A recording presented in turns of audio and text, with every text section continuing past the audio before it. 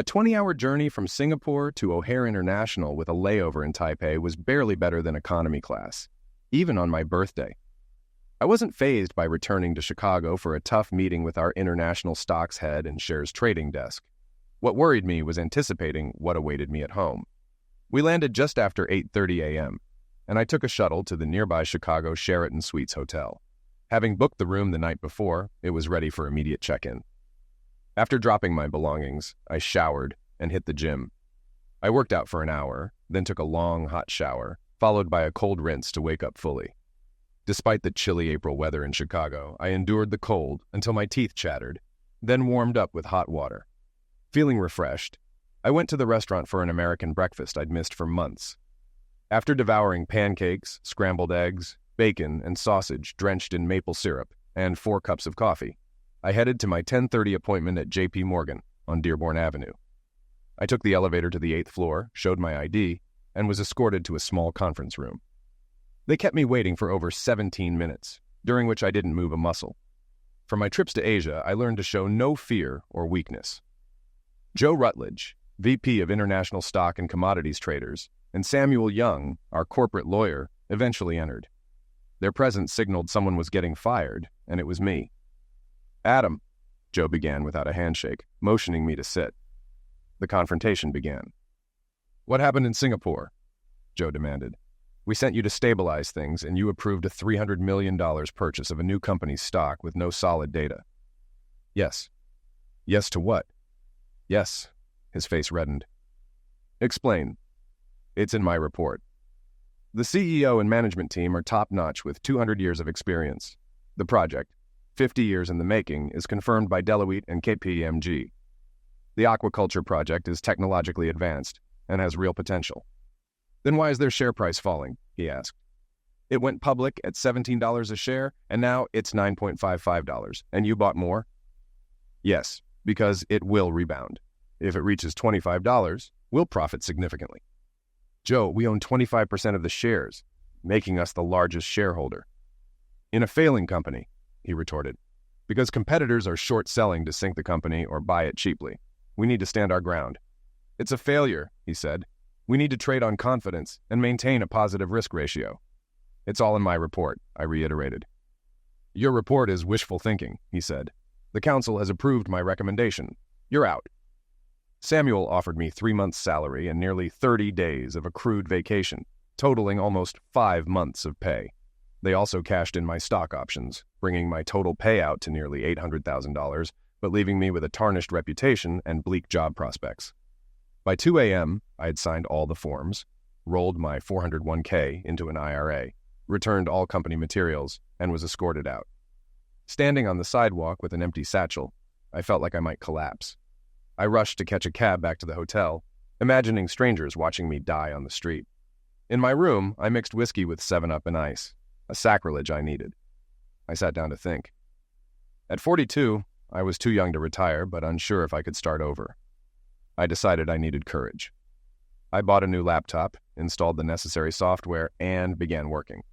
I transferred $50,000 from savings and liquidated some investments, preparing to move over $1,200,000 into an offshore trading account called Blue Sky International.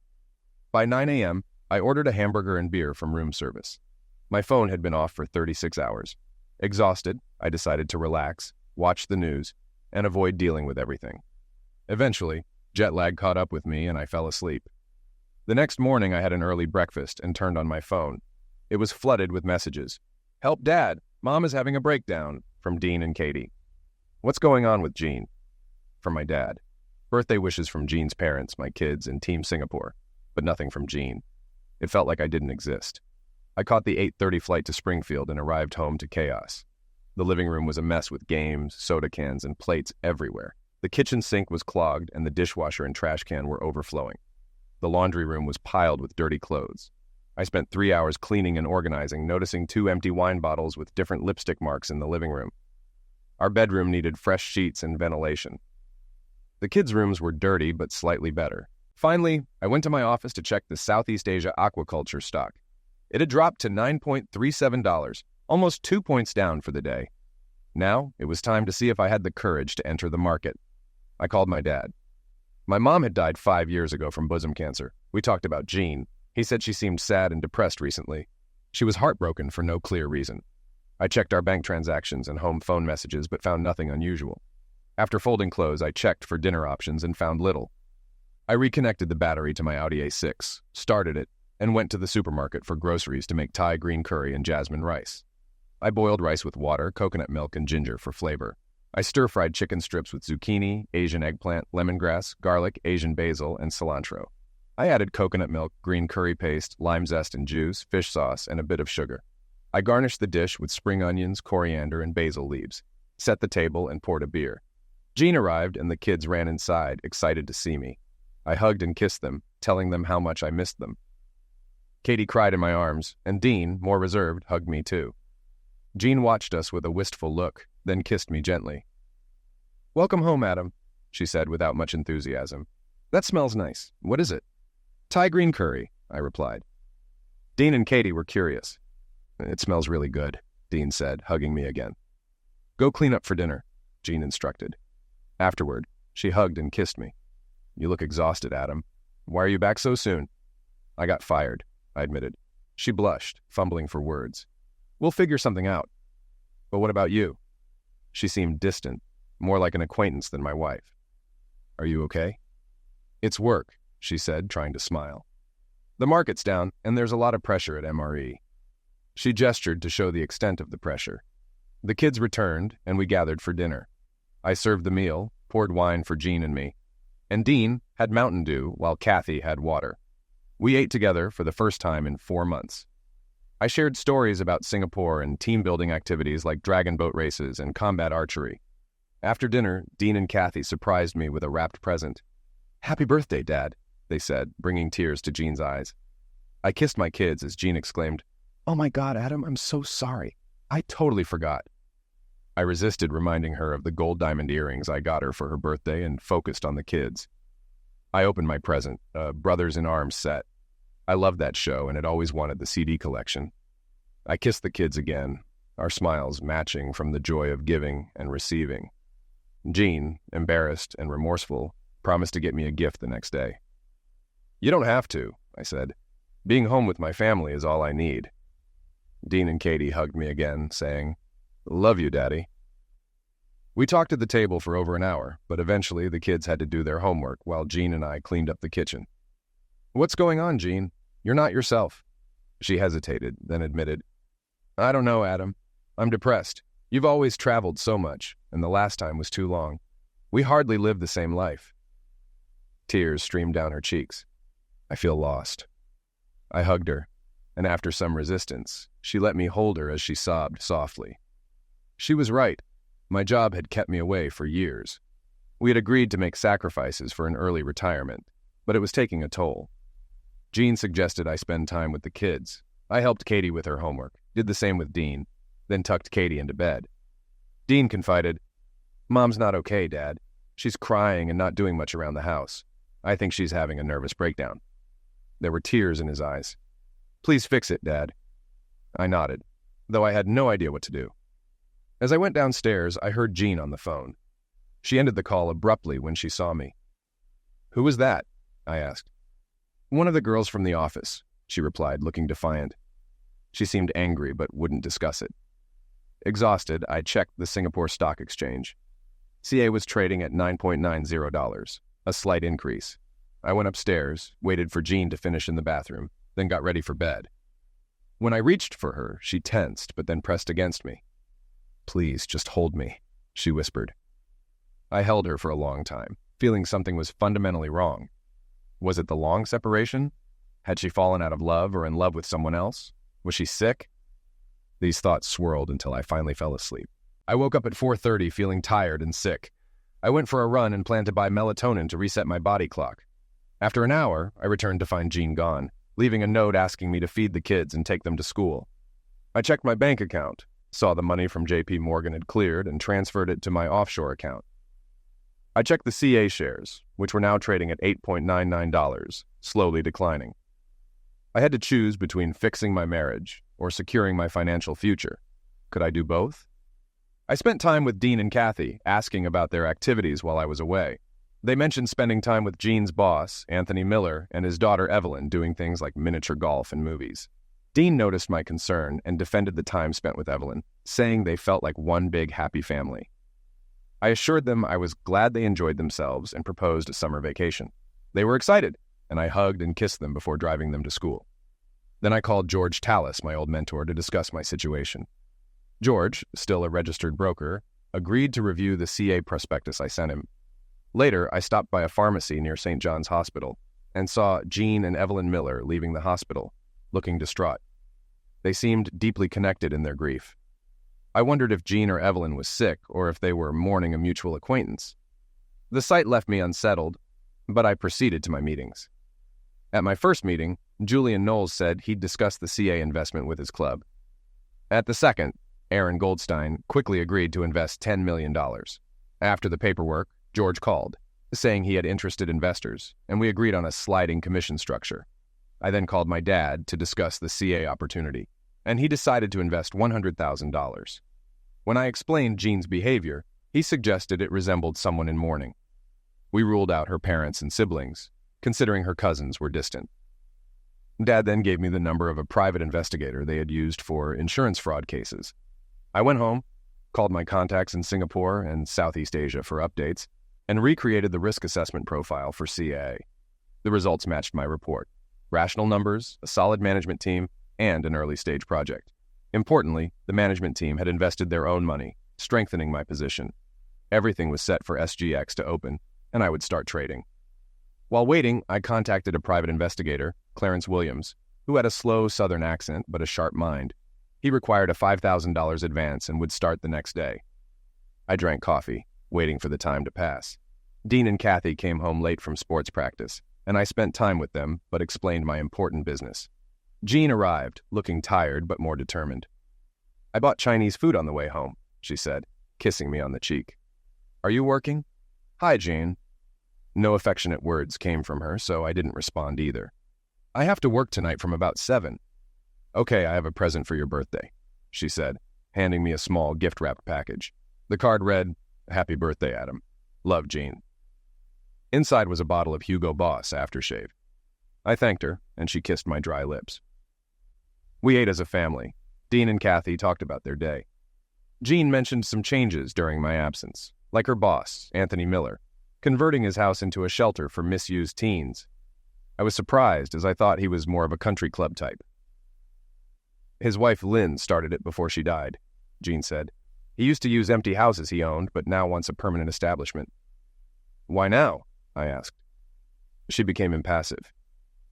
"Now the opportunity has presented itself," she said, nodding. "That's a great idea. Springfield could use it," I said, smiling. She smiled back, and we cleaned up together. Despite my pleasant expression, I sensed she was hiding something. After cleanup, I told her I was going to work in my office. With an hour before trading opened in Singapore, I sat at my desk, thinking about my marriage and trying to keep my sanity. Jean and I had once been compatible in every way, but the past few years had been difficult due to my frequent traveling. Usually we planned for my return, leading to many honeymoons, but not this time. The situation made me angry. In Singapore and South Asia, many women sought relationships with foreign men for various reasons, and I was hit on daily. However, I turned them down because I was married to a woman I loved. But recent events made me question our relationship. Reflecting on any warning signs, I realized that aside from a breakdown in communication over the past few weeks, there wasn't much. But now I had to focus on the work at hand. When the Singapore market opened, California was trading at $8.49. With over $30 million to invest, I cautiously began buying stocks. Despite my purchases, the price kept falling as investors tried to offload their shares. I suspected my old company was dumping shares. I kept buying, expecting the price to stabilize, but it plummeted to $5.61.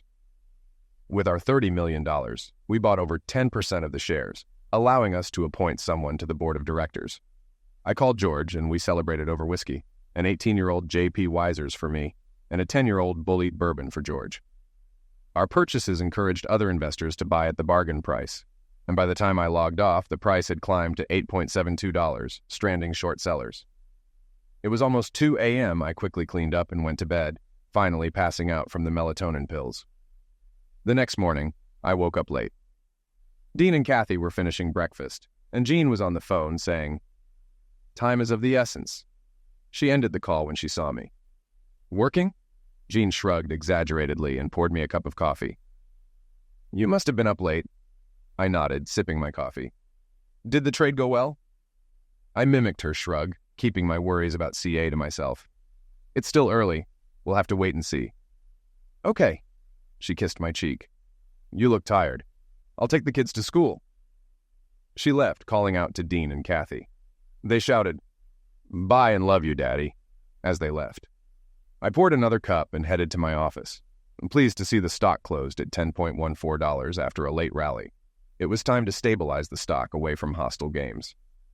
I washed my face and started emailing and making calls, first checking the Miller real estate website. It promoted its social responsibility program, New Horizons House, helping troubled teens.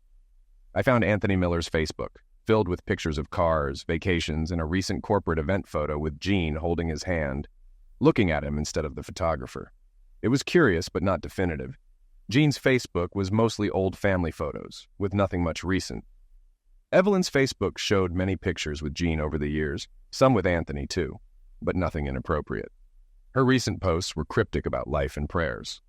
I called Clarence Williams to expedite the investigation, but he said it would take time. I called my father, who advised against jumping to conclusions and to let the experts handle it. He told me to be patient. I was torn. Should I try to fix my marriage, risking more heartache if I was being played, or do nothing and regret it later? I called a lawyer who advised that fixing the marriage was usually better than divorce. I had one more idea. I contacted a former colleague of Jean's, Chad, who owed me a favor. He agreed to meet for lunch. At Red Robin, he walked in looking every bit the realtor in his golf shirt, chinos, and Dockers. After small talk over burgers, I got down to business. "So, you're fishing for information, Adam?" Chad laughed. I nodded. "Yeah, I'm trying to understand something about MRE. Something's been bothering me." Chad turned serious. Everything changed when Tony lost his wife to cancer. He lost his drive for a while, but his daughter took over, and he eventually found his footing again. He looked at me shrewdly. "Your wife." She became very close to him, often referred to as his office wife. I gestured for him to continue, my throat tight. I didn't see anything inappropriate, but office gossip can be cruel. Tony, Evelyn, and your wife spent a lot of time together. But you weren't home much, were you? I shrugged. We talked about it without adding anything new. Chad was about to leave when he remembered something. "Did you know Anthony was rumored to have cancer?" We said goodbye, and I called St. John's Hospital, asking for Anthony Miller's room. He was in the oncology ward. I paid for lunch and headed home with a lot to think about. That evening, I went outside with whiskey and a charcuterie board. Jean joined me with a glass of wine. "Can we talk, Adam?" "Shoot." "You went on the MRE website," she accused. "Why does it matter?" "Why did you go to the company's website? And I assume you've checked everyone's Facebook pages, too." She glared at me, daring me to argue. We'd been married long enough for me to recognize the signs. "What did you expect to find?" "Exactly what I found." "And what was that?" "Why are you questioning me, Jean? Social media isn't private." I laughed, and she blushed. "Evelyn said you checked her Instagram." "Really?" "Yeah." She tried to stay calm. "Why are you acting like this?" "How? Like this, why?" I blew smoke in her direction, knowing she hated it. She waved it away, spilling wine on her blouse. "Please stop, Adam." She began to cry. Normally I would have hugged her, but not this time. "Why are you crying, Jean?" "You're upsetting me with your behavior, Adam." She grew louder, but I let out more smoke. "Who are you?" I asked. She struggled for words. "I am your wife, Adam Carter. That's who I am." I stepped back as she gasped and ran into the house. I finished my drink and went to my office. CA's stock was rising to $11.92. George and I agreed it was a trend, not a spike. I monitored the market, noticing CA was the only stock with significant upward movement. A JP Morgan team member admitted they dumped half the stock at 0.50 cents on the dollar. My former boss, Joe Ratledge, suggested holding the rest as the trend looked positive. We laughed. He hinted that JP Morgan might rehire me and fire Ratledge. That night, I slept on the couch in my office. The next morning, I saw CA closed at $13. The trend continued, and our investors doubled their money. If it reached $25, we'd see a 300% profit. I made breakfast, drank coffee, and called the kids to eat, ignoring Jean all morning. After dropping them off at school, I went to the gym and then to IHOP for a late breakfast. I made some calls and had a 2-hour meeting with George when I got home. We discussed starting a combined brokerage with offices in Springfield and Chicago. George would work on the structure and equity while I developed a market plan. I was drafting the plan when Jean came in alone. I left Kathy and Dean at the Beckers for the night. We need to talk. She poured me a bourbon and herself a glass of wine. We sat in the living room, and I waited for her to speak first. I don't know what you think I've been doing while you've been away, Adam. I haven't thought about anything yet. Well, you're being very disrespectful and ugly to me. Is that how you feel? I raised an eyebrow. Disrespectful? She nodded, then apologized. You're not home anymore. We're like two strangers. So after 17 years, we're strangers because I've been gone for 4 months. All the Skypes, texts, and phone calls didn't matter. There was a lot of pressure on me, and you were far away. She wiped her tears. But you're my husband, and I'm your wife, and that's all that matters. She stood up and walked away. I sat there, sipping my bourbon, wondering if she'd lost her mind. I heard her on the phone, then the murmur of water from the bathtub. Later, she came downstairs wearing a gray dress, black shoes, and a string of pearls I'd bought her. Go take a shower and get dressed, she said. I'll make a reservation at Chesapeake Seafood Restaurant. I got ready in 15 minutes, ignoring my suspicion that she was on the phone again. At the restaurant, she had a gin and tonic, and I ordered a Singapore gin sling. We talked about the kids over Chardonnay and appetizers. She seemed unconcerned about me losing my job. You're one of the smartest people I know, Adam. I believe you'll find a job quickly. She smiled at me. She had no idea our future depended on CA. The evening improved as we discussed friends, parents, and everyday topics. When our main courses arrived, I ordered the captain's platter, and she had lobster. She treated me to wine, and we enjoyed each other's company. If she was having an affair, she hid it well. We finished our meal and went home. I woke up to the smell of coffee and bacon. Jean was making breakfast, scrambled eggs, bacon, and English muffins. We ate together, discussing chores around the house. After breakfast, she went to pick up Dean and Kathy. I was in the backyard when my phone rang. It was Clarence Williams. Can you talk? He asked, and my heart sank. We arranged to meet at a downtown coffee shop. I left my work, cleaned up, and met him. He waved when he saw me. He was nothing like I expected. Unlike the detectives on TV, he was a small, unassuming man, no more than 5'7", thin, gray-haired, and balding. He wore dark pants, a shirt, and an old sports jacket, and even his shoes looked like they were from Walmart. He probably drove a Toyota. However, his high-end cell phone didn't match his outward appearance, and his firm handshake revealed his true nature. He got straight to the point. Mr. Carter, we didn't catch your wife at a hotel or in any secret meetings, he said, holding up a hand to stop me from interrupting. But we have ample evidence she's been having an affair with her boss, Anthony Miller, for at least 2 years. It's an open secret in the office. His daughter Evelyn knows and facilitates it. Your wife often left the kids with friends to spend weekends with him when you were away. His words hit hard and my pulse quickened. My hands clutched the table as if I were having a heart attack. Hearing the truth from a stranger was devastating. Clarence continued, but I could barely hear him. Miller has been diagnosed with aggressive pancreatic cancer and has only a few months to live. What? I asked, trying to process. He's undergoing therapy, but it's not working. He has metastatic pancreatic cancer. This confirmed what Chad had hinted at. Jean's behavior suddenly made sense. She was mourning the man she loved and trying to cope with his impending pass away. I shared my thoughts with Clarence, needing someone to talk to. Clarence's next words confirmed my initial impression of his depth. Cheaters often try to minimize their actions by saying it was just physical engaging, but that's nonsense, Mr. Carter. They're invested in the relationship. Women need to feel loved. Long-term affairs are about more than physical engaging. They involve sharing experiences, hopes, and dreams. They develop a personal language and justify their actions by finding faults in their spouses. I was devastated.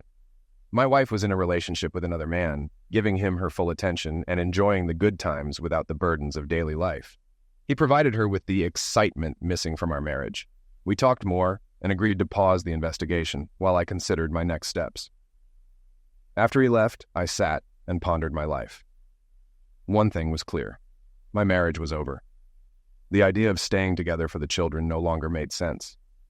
As difficult as it was to face, I knew that many children in the U.S. live in separated or divorced families, and mine would be no different.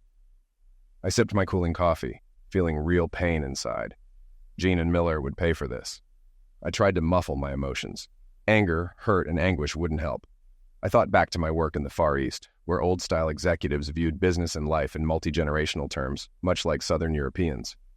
When two families went to war, there was no reprieve until one was wiped out. But I wasn't a triad leader or mafia boss, just an ordinary man living an ordinary life. I had no superpowers or omnipotent allies. I asked for more coffee and pondered how to get revenge on a dying man. As for Jean, it was simple. Take everything she valued. First, I had to deal with Miller. He wasn't married to me, but he disrespected my marriage and family. My anger flared up again. At work, psychological evaluations revealed two traits. I was risk-averse and stubborn to the point of intransigence. These traits drove me now. I would retaliate regardless of the consequences and not back down until one side was defeated, even if it was me. An embryo of a plan began to form.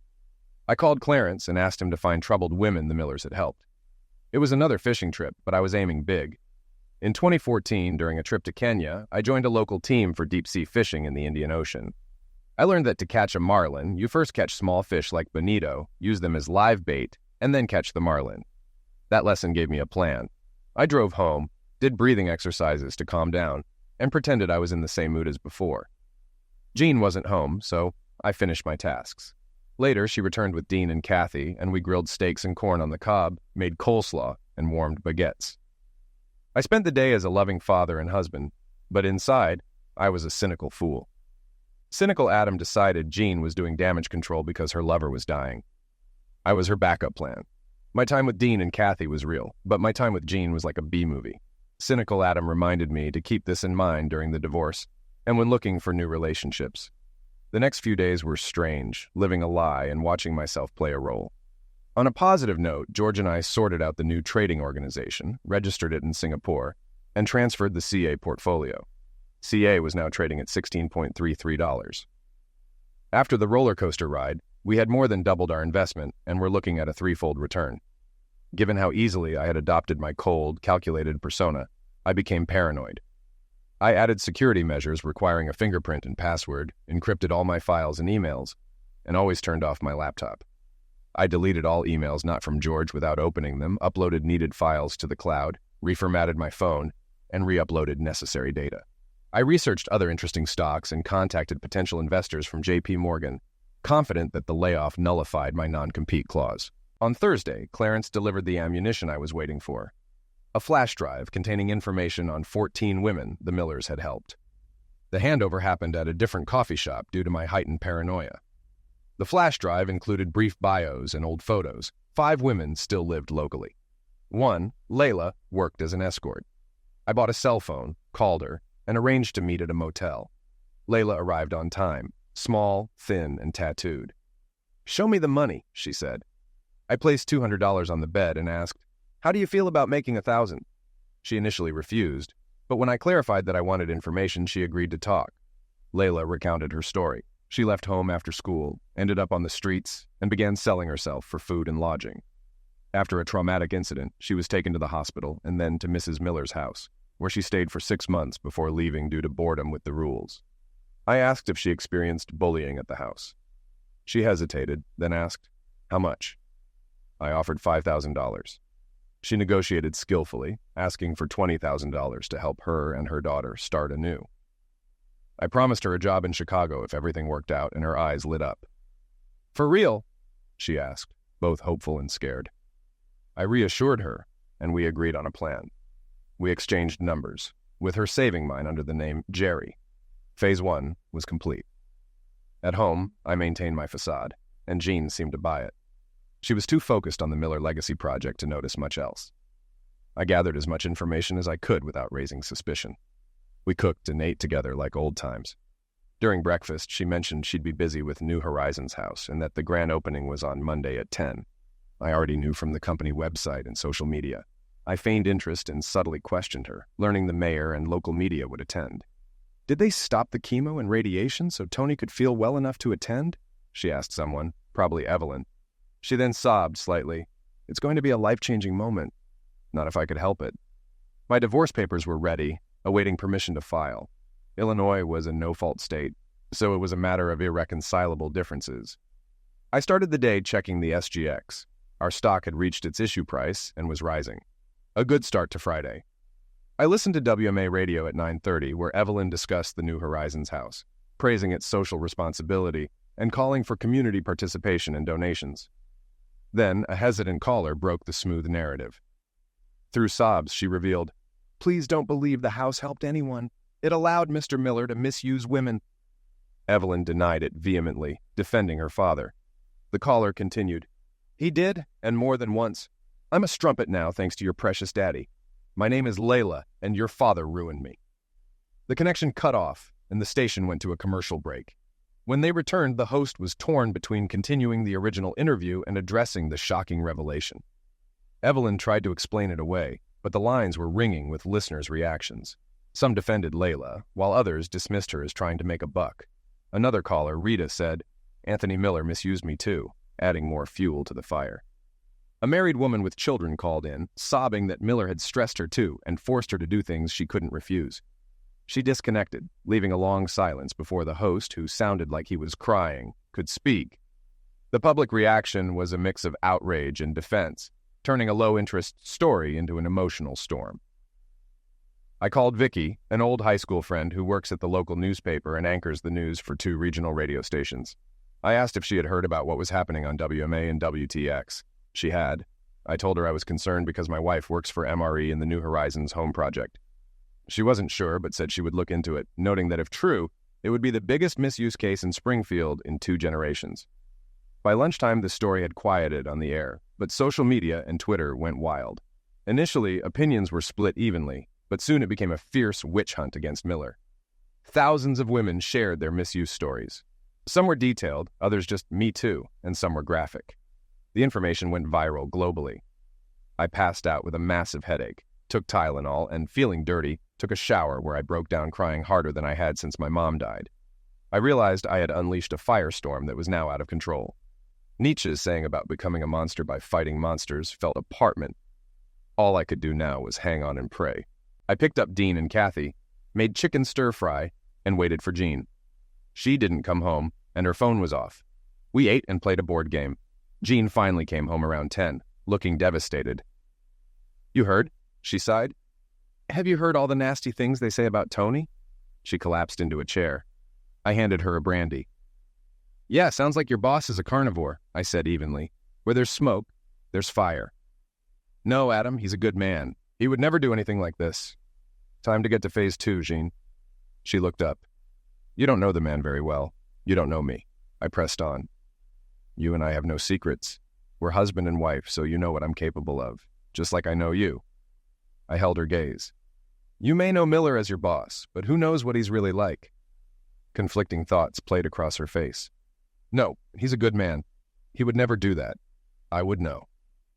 "How do you know, Jean? He's your boss, your coworker. He could be hiding a million secrets. I always felt like he was hiding something. He's the kind of guy you wouldn't leave alone with your wife or daughters." She sighed. "And has he ever tried anything with you?" She turned white, and I pretended not to notice. "No, never. How can you even ask that?" She tried to be snarky, but ended up looking dumbfounded. "Because you're a pretty woman, Jean. If what they say about him is true, he must be very immoral." She burst into tears, staring into her glass of brandy for answers she didn't find. She finished it and went upstairs, tiredly saying goodnight to Dean and Kathy. I heard the shower running. I finished my cognac and headed to bed, pretending to be half asleep when she returned. She was talking to someone, probably Evelyn, mentioning nightmare several times. She questioned why there weren't more women speaking out and acknowledged it wouldn't go away easily. She was right. She made a second call. "Hi, Tony," she said. I overheard snippets where she reassured him it was all a misunderstanding and would be resolved. I barely heard her move to the kitchen, but I caught her last words. "I love you too." I heard the microwave beep, and she probably snacked alone before bed. By the time she joined me, I was asleep. Saturday, I woke up first, made breakfast, and drove Dean and Kathy to sports practice. At home, I spoke to Vicky, who told me 4 women had come forward. Her sources said the mayor's office considered the project toxic and was distancing itself, as were civic associations. By mid-morning, the Attorney General announced a full investigation. I talked to George about business and my father about my marriage. He agreed it was irretrievably broken, but said Dean and Kathy would cope like many kids in the U.S. I called Jean. "Where are you?" "Evelyn, the company lawyers, and I are fighting these lawsuits."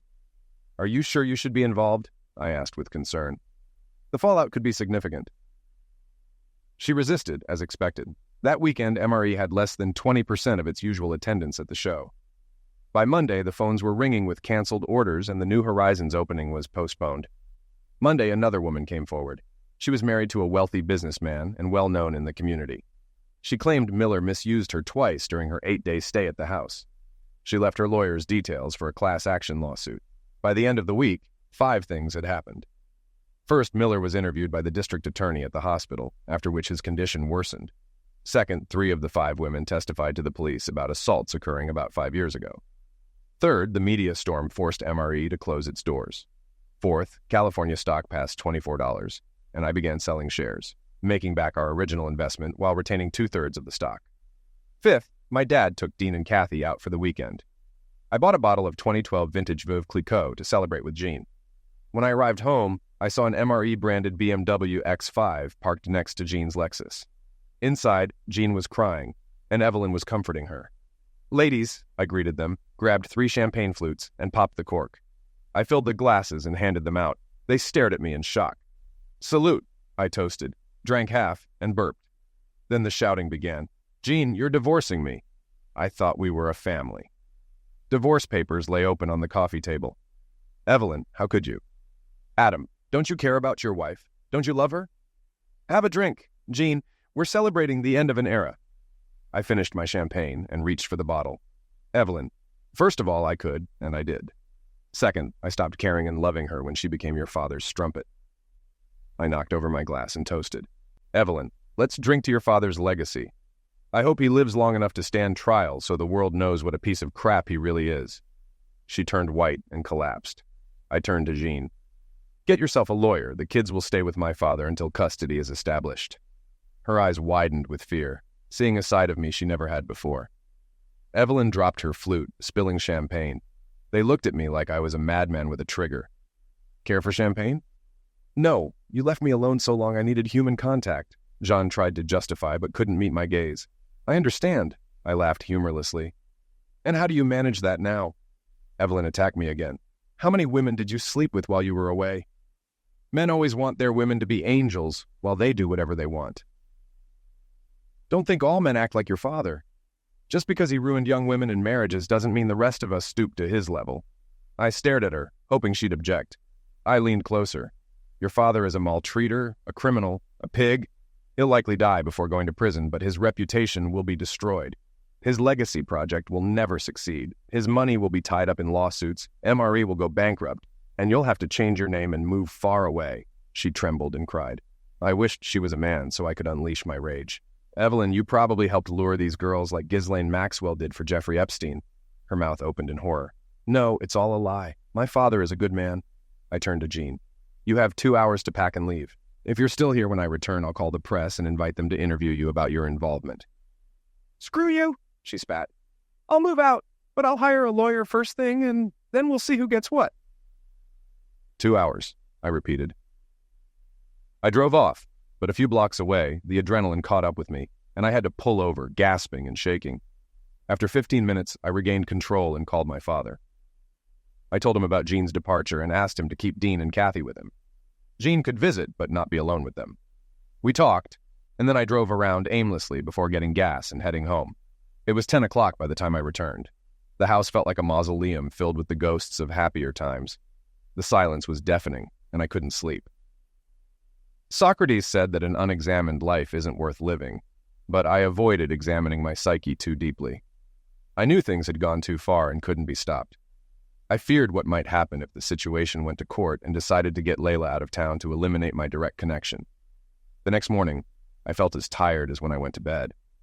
After my morning routine, I had breakfast downtown and called the kids. They were fine, though Dean suspected something was wrong. Over coffee, I reached Layla.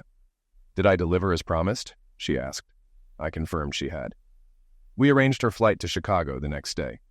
I had transferred $25,000 from my offshore account to one of George's, then to her new bank account. Layla was off to a job as a property management assistant set up by one of George's contacts. I was on my second cup of coffee when Vicky called. 3 women have sued Miller, seeking damages. The papers will be served on Monday. We talked for a while. She and the news editors were surprised by the timing and the way the story had unfolded. But given the current climate, it wasn't shocking. Once Layla, who claimed she was a courtesan, got publicity, others followed, similar to the Harvey Weinstein case. I spent the rest of Saturday with Dean and Kathy. I told them their mom and I were divorcing because she was having an affair with her boss, Anthony Miller. Kathy didn't understand, but Dean did. "She slept with Mr. Miller, Dad?" I nodded sadly. "Yeah, they've been together for a while now." Kathy cried, while Dean remained unfazed. We went to the golf course with my dad and hit a few buckets of balls. Dean and Kathy used my old clubs and had a good natural swing.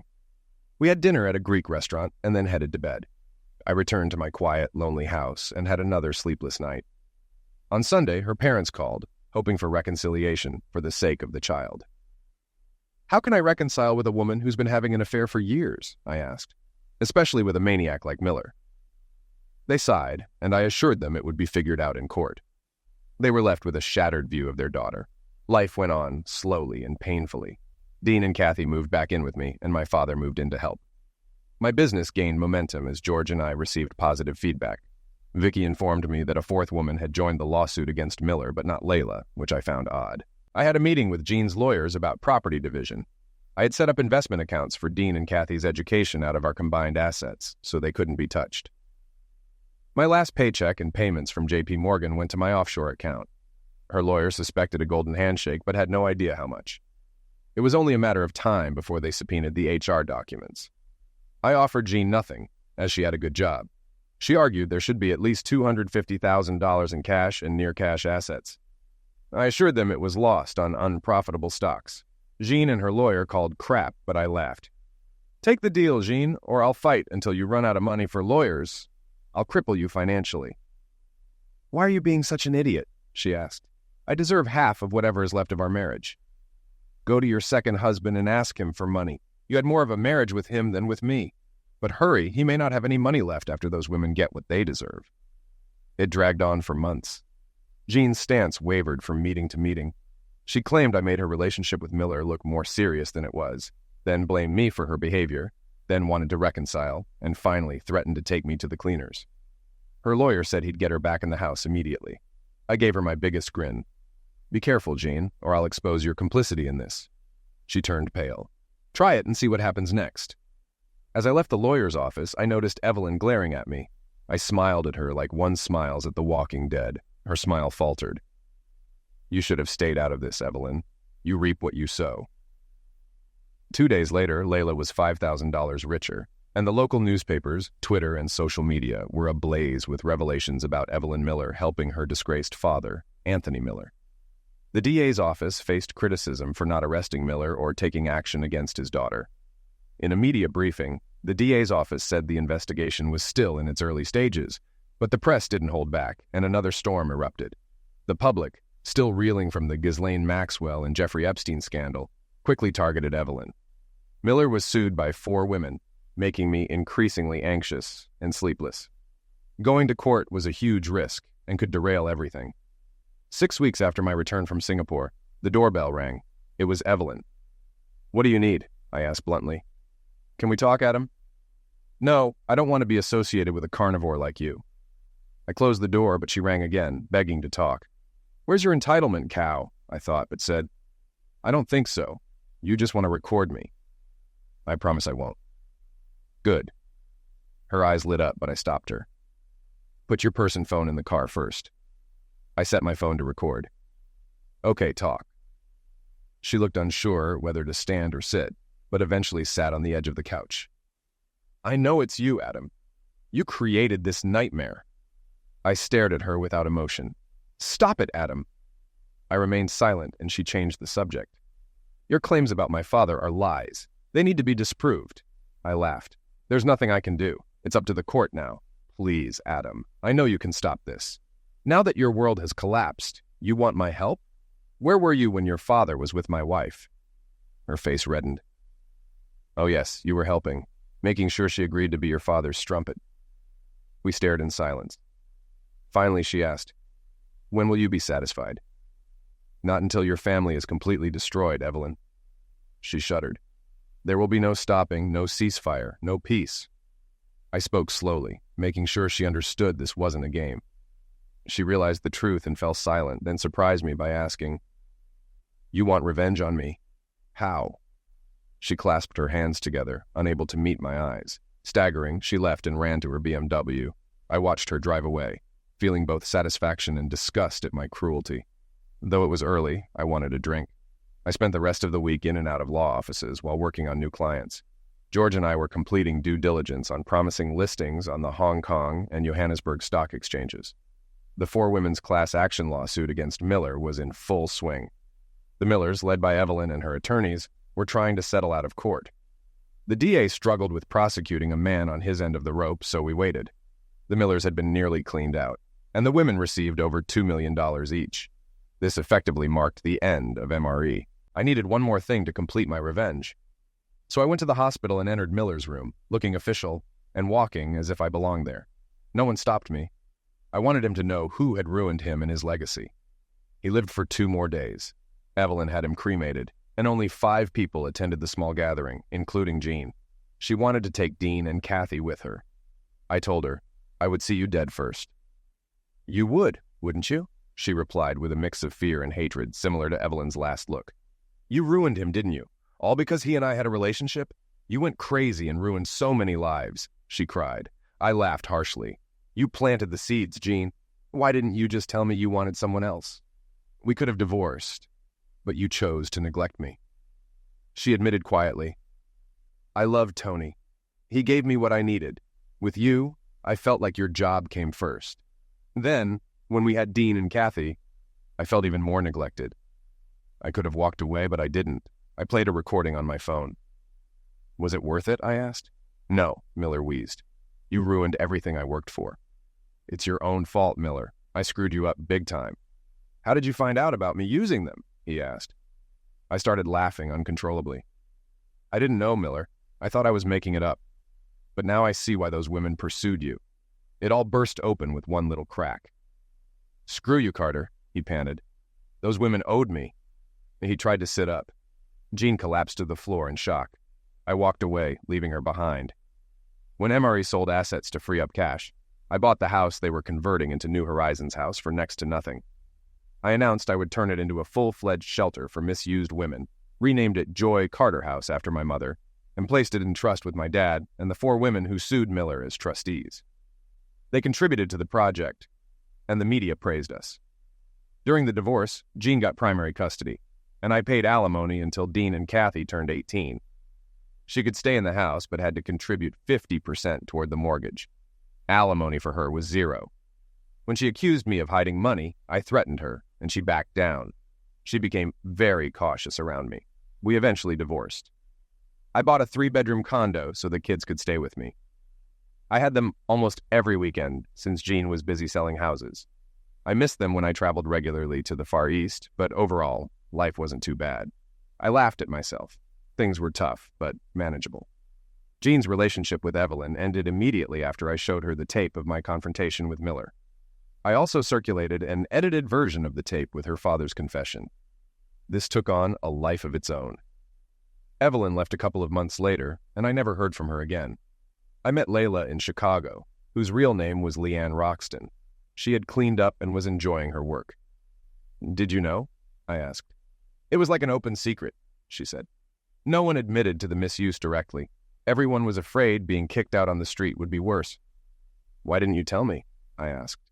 She laughed. "I had no idea. I wasn't misused. I contacted a few women, offered them $5,000 to say they were misused." She glared at me, daring me to object, but I didn't. Rita French, the second woman I contacted, fell apart on the phone. She was the first to call the radio station when Miller's daughter was on air. The Me Too campaign started organically from there. "You could have made so much money," I sympathized. She shook her head. By the time they sued Miller, I was in Chicago and out of the loop. But you gave me a good start, Adam. Thank you. My revenge was complete, and my actions felt justified. The Millers were destroyed like in a fictional saga. I learned lessons in revenge and executed them in ways I never imagined. Financially, things were improving. The business was growing, and George talked about me buying him out for his retirement. Dean and Kathy adjusted well, focusing on school, friends, and sports. Life went on. About 4 years after the divorce, Jean began dating an older man. They eventually married. Dean and Kathy said he was a nice guy. I remained single and wasn't seriously dating anyone, likely due to lingering trust issues. At my father's insistence, I started seeing a trauma counselor and began improving my life, but I still had a long way to go.